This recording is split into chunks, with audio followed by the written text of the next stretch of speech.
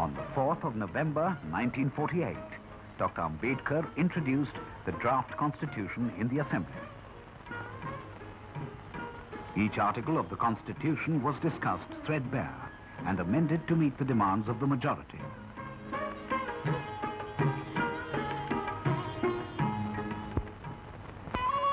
The 4 members from Jammu and Kashmir, headed by the Prime Minister Sheikh Abdullah, joined the Constituent Assembly in June 1949.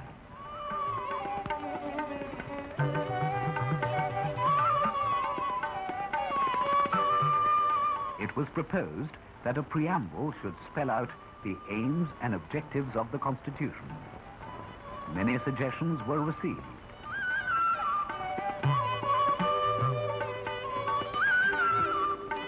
Mr. Subba Rao from Vijayawada wrote, "A new aim called prosperity may be included with a Sanskrit verse.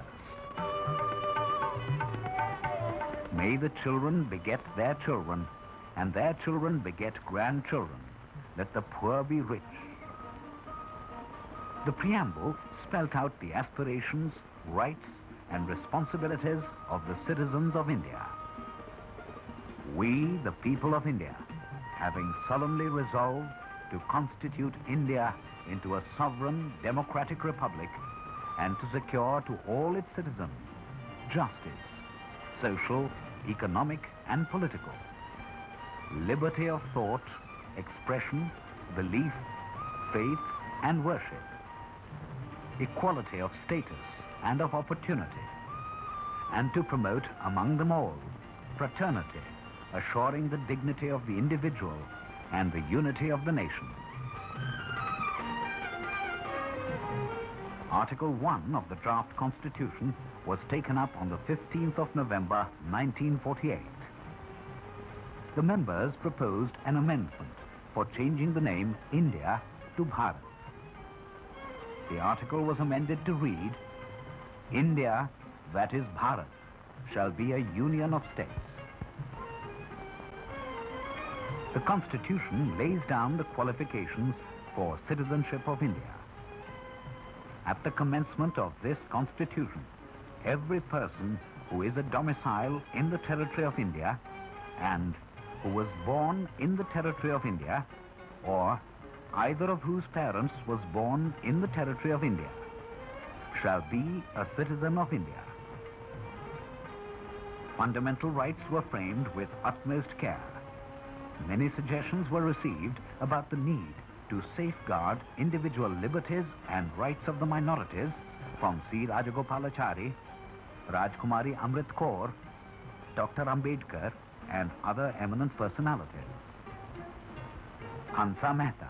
It will warm the heart of many a woman, sir, to know that free India will mean not only equality of status, but equality of opportunity.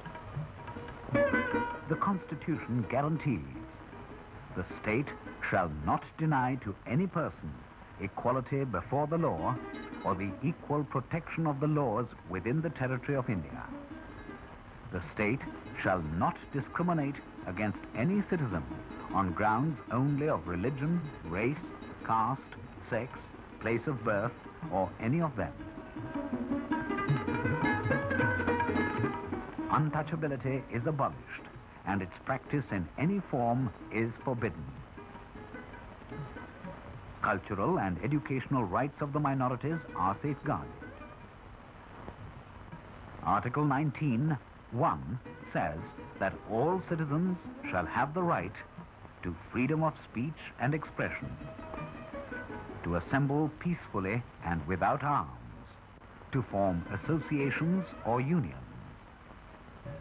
to move freely throughout the territory of India, to reside and settle in any part of the territory of India, and to practice any profession or to carry on any occupation, trade, or business. The Chief Justice of the Supreme Court of India, Mr. P.N. Bhagwati, says, The Supreme Court is at the apex of this system.